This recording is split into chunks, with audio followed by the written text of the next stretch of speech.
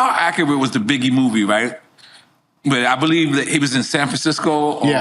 And they were throwing things at him because of Who Shot You, but y'all said not to play Who Shot You, right? Yeah, that wasn't, okay, I'll tell you the truth. Okay, tell you, please. All right. Listen, I got your phone number. I can ask you. All right, so I wanted this on camera. This scene portrayed in the movie was saying it was in the Bay Area. Okay. Right? But it wasn't. Okay. And then the reason why they probably put it in the Bay, because that's where Pac was from. Okay. Now, during this time, I remember like it was yesterday. We were in Atlanta, Georgia. Wow. We were going to a So Def anniversary party of some sort. Wow. And we were going to meet up with Jermaine Dupri, The Brat, and a few others. And there was word that Tupac was around.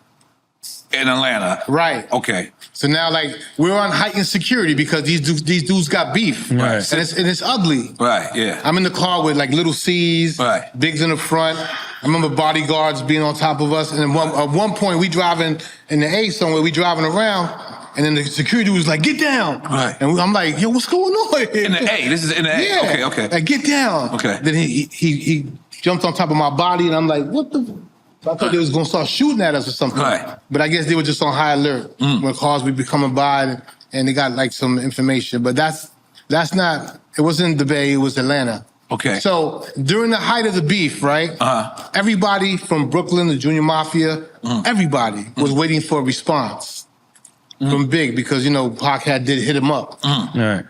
And for me, I took it super personal. You know why? Because I produced the Get Money remix for Big. Right. And Pac took the same beat from the Get Money remix that I produced and did hit him up. And the crazy part... That's crazy. I didn't think of it like that. That's crazy. I didn't realize it until I did a podcast with Cypher Sounds and Rosenberg. And they broke it down. And I was like, damn, you right. And then like 25 years later, I was mad again. But it was like bittersweet because like, you know, Pac was such a legendary dude. And I'm gonna be on, like, thirsty to be on the phone with him to be like, yo, what's up, Pac? Right. Because he loved New York. He loved the bodegas. Right. He loved them little... No, but let's talk about that night. So what happened? So they were mad at Big on stage? They would, nobody was ever mad at Big. Okay. I think the real important thing was this. So I'm on the road with them. Now, I got the torch passed from Clark Kent. Okay. Clark Kent he taught me the show. So it was only right. I just, all I had to do was carry the legacy. He was Big's DJ before you? Yes, of course. Okay. All right. He was doing A&R for like East West, Atlantic.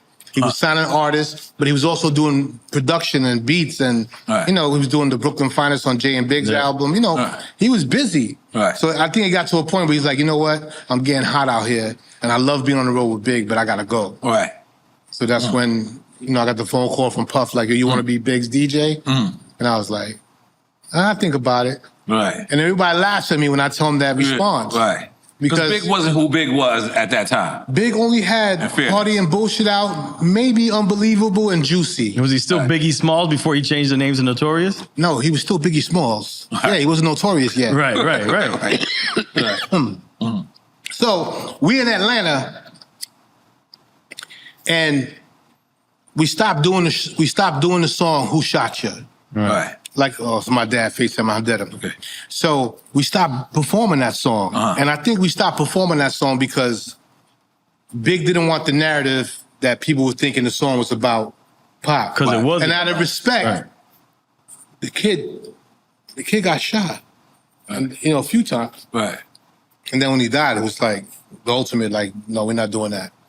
So we was in Atlanta that time I told you we was on heightened security, alert, whatever. We do the show, and there's a break in the show where he starts talking. I'm like, where is he going with this? This is not part of the show. We never did this before. Right. And he's explaining himself about, I guess, what him and Pac was going through. So I was like, he's going to perform Who Shot You? Wow. So then, without him telling me nothing, I got the record out, and then I just had it queued up and ready. And he looked at me and was like, and I went, who shot you? And he performed out of nowhere. It was the first time he got to perform that. Right. You know, during the beef. Right. So for us, it was like a magical moment, even though it wasn't his true response, but it was the next best thing because he wasn't going to talk dirty about Pac. Right. But to be clear, because it was before Pac got shot. Yeah, it was way before. Right, no, because we said it. I don't want people to think it happened right then. Yeah. Right. Did you ever I know you said I read articles and seen interviews where you said that there was brawls happening, like, you know, running with Big and things like that. I think one time they even left you and you had to come outside with the equipment. That's real shit. Yeah, that was in Virginia. Yeah, okay. Yeah, but you had to go leave the equipment. Like they all left you. So you know, back in the days when we used to carry the crates. Yeah, the backbreakers. Right? But even before that, before controllers and CDJs were around, we used to carry the turntable. Absolutely, yeah. So I got 2 turntables, a mixer. Heavy-ass mixer. All my crates. And I'm by myself. I ain't got a roadie. He's not paying for a roadie. Right. So it's like, you know, the road manager, shout out to Hawk, my man Hawk, he would help me sometimes with the records. And whenever they wasn't feeling, whenever they felt like they wasn't superstars, they would help me with the records. Right. But we get into some shit, it's going down. They fighting. Or they doing whatever they doing, but they forgot about me. Right.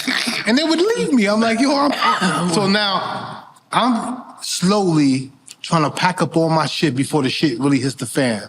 Right. I'm like closing up the cases. I'm trying to whatever. I said, yo, if I don't get the fuck up out of here, they gonna come for me next. Right. And that's the type of, that was the real shit. Right. That's the way it was a lot of shows, bro. Right. A lot of shows.